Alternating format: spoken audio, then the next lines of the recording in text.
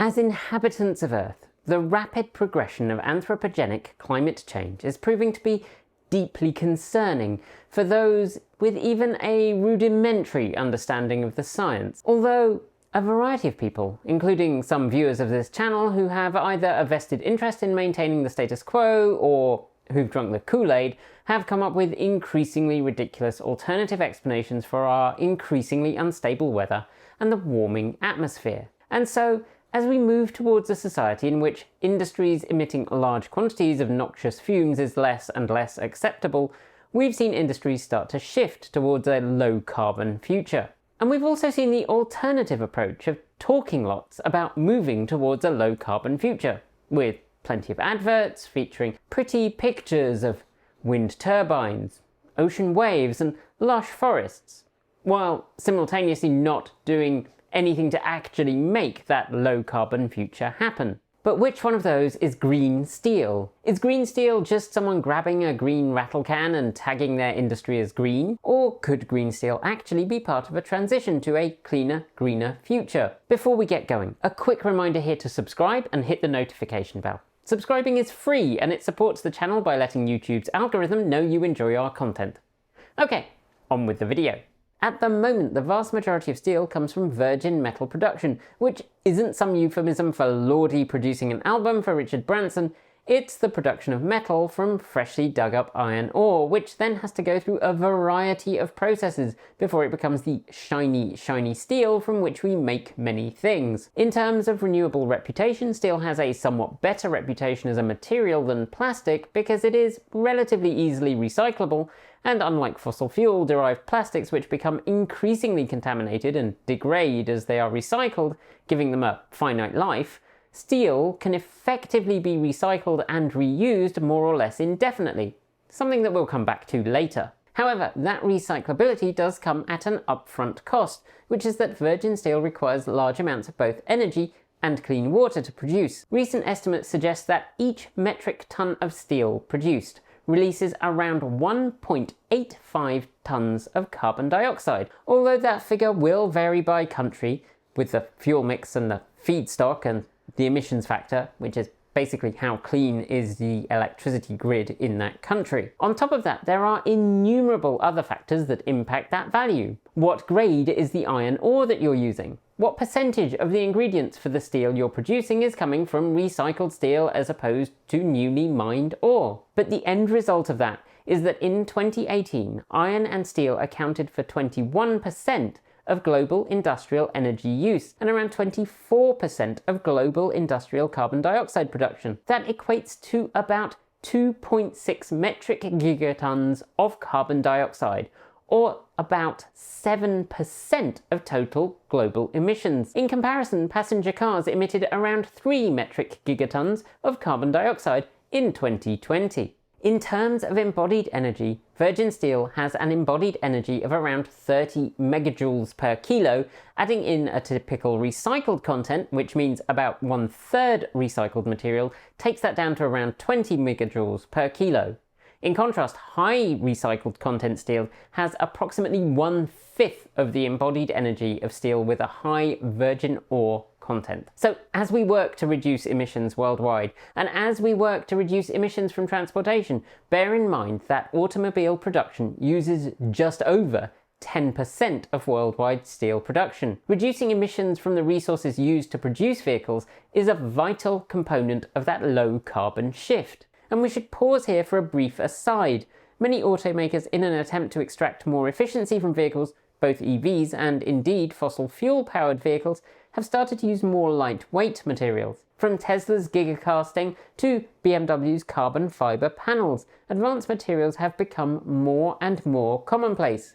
So you might be asking, why are we so worried about steel? Partly, it's just that steel's a very cheap material, so it's almost certainly going to form a big chunk of the affordable EVs needed to shift the vast majority of vehicles to electric. The other reason is that while high-strength, low-weight materials definitely improve the efficiency of EVs, the carbon output from their production is, in general, much higher than for steel. Traditionally produced carbon fiber is currently about 14 times more carbon-intensive weight for weight than steel, and aluminium, or Aluminum, if you prefer, is about 5 to 6 times more intensive. Part of that is offset by the fact these materials are much lighter in use. You only need about 1/3 the weight of aluminium to make up the same volume of material, and 1/4 the amount of carbon fibre. Aluminium isn't as strong as steel, so then you may need more to make a part or a panel have the same strength as its steel equivalent. This can be offset by increased longevity from the aluminium or the carbon fibre parts,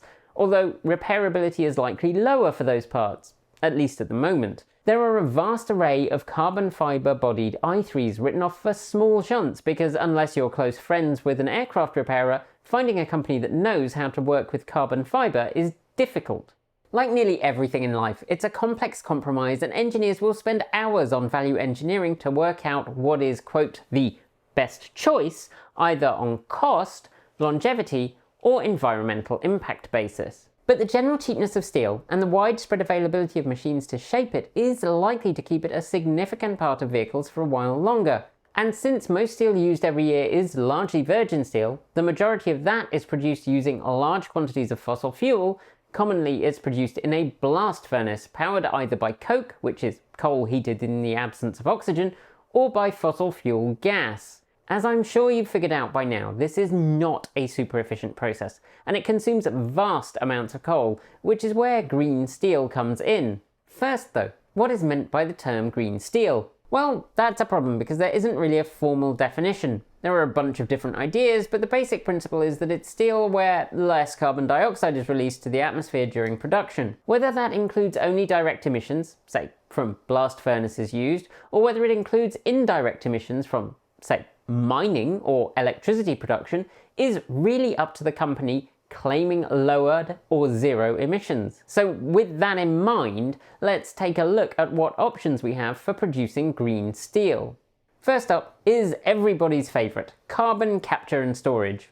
Well, in this case it's carbon capture and utilization. Now, last time I talked about the unicorn-filled world of carbon capture, some people got quite upset because I mentioned the fact that at the moment, the vast majority of carbon capture systems are somewhat similar to Sleeping Beauty's castle, in that they mainly exist in Fantasyland. If you want us to do a real deep dive into carbon capture, then drop a note in the comments below. But the short form is there are significant challenges involved with getting them to work, not least of which is that carbon capture requires energy, and that energy has to come from somewhere. And often, that energy that you're using to drive the carbon capture bit of the process isn't coming from a renewable source. So all you're really doing is shifting the emissions somewhere else in the process. And the second bit of the short form is that it's also rather expensive. Some studies suggest it will be cost prohibitive up until 2050, which is too late to be useful. However, throwing carbon capture onto existing plants does have some benefits.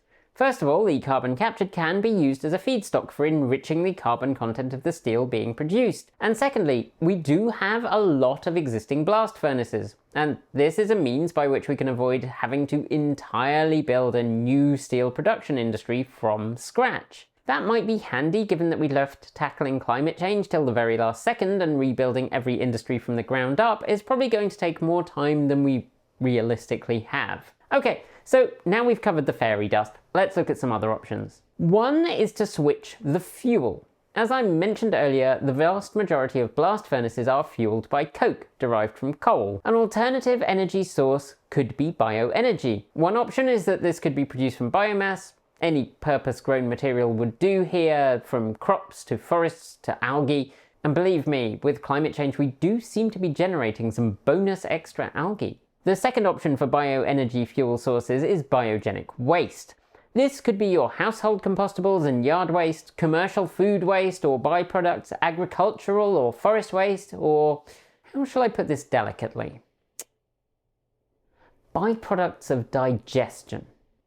You know, ordure. Feculence? Sewage. You all can use sewage. A 2017 biomass availability study in the UK suggested that there was plenty of available fecal matter even discounting that produced by British politicians. The competition for bio-based fuels as the economy shifts towards carbon neutrality or even carbon negativity was, however, likely to drive up prices. It also suggested that biomass resources should mainly be used for carbon sequestration, potentially because a large amount of the biomass produced doesn't, at least at present, come from carbon neutral sources. Again, pointing out that it matters how and where you start measuring your carbon output from if you don't want your carbon measurements to be bio-waste. A third option is to use hydrogen in a hybrid furnace. In this, the iron ore is reduced, i.e. they get rid of the oxygen to leave just plain iron, so similar to the old school blast furnace. But in this case, hydrogen does the reduction instead of coke, which produces what's termed direct reduced iron, also known as sponge iron. And unlike coke, which produces carbon dioxide, the main byproduct of this reaction is water, which can theoretically be fed back into the electrolyzer. The sponge iron produced from this is then further processed through an electrically powered arc furnace, during which process they add just a dash of carbon back in, but in this case it's a controlled amount, and what comes out is shiny steel. This is something which is likely to become part of the zero or low emission economy because hydrogen is an effective energy carrier, and this is a process that works well and is capable of producing higher quality steel than traditional blast furnaces. The hydrogen economy is something that we talked about back here. We'll drop a link below, and this process definitely has long-term potential, but right now is hamstrung by the fact that we don't really have much in the way of green hydrogen production. And before you go, but what about blue hydrogen? We could make lots of that. The short form of that is that it's a waste of time and carbon. It's weird how fossil fuel companies are so fond of it. It's almost like they don't really want to change. Go see that video I linked a second ago to find out why.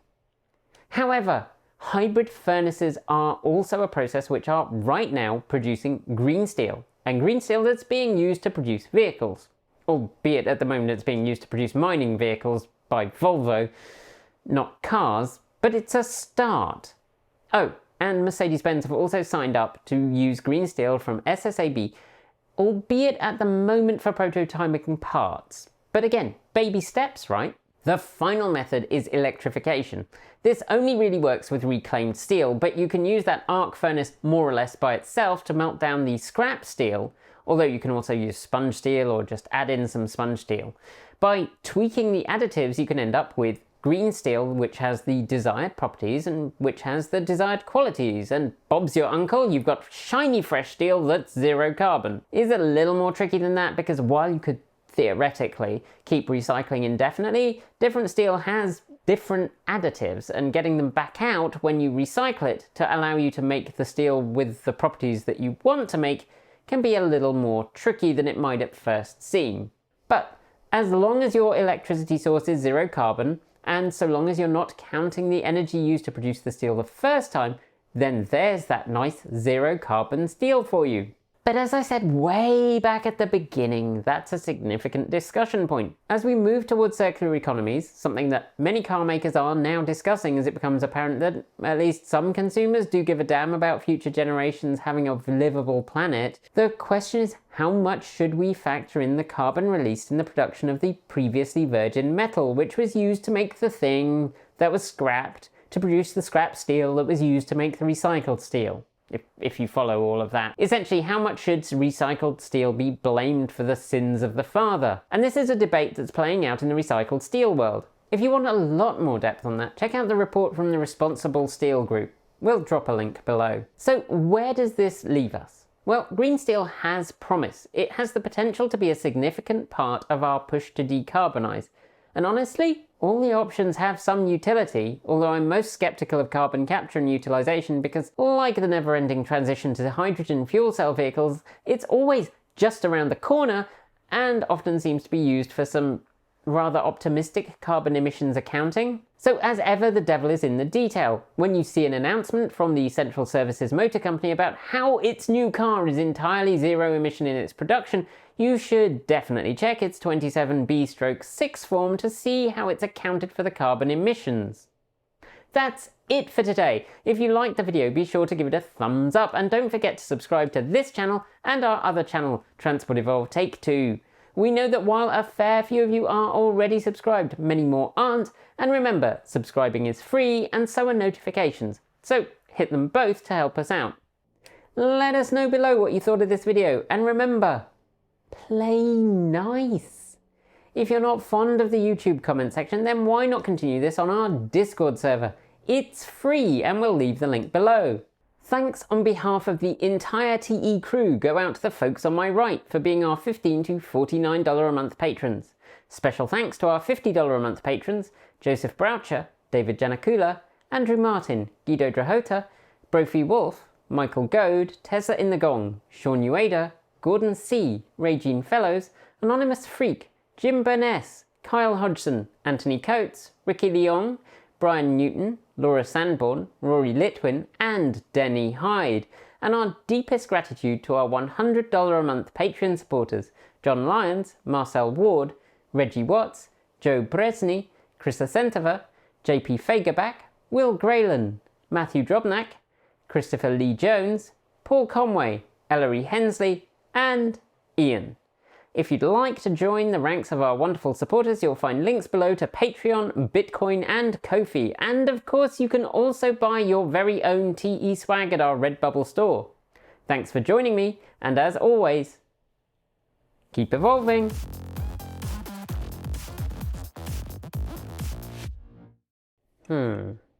What could be causing anthropogenic climate change? Perhaps instead it's...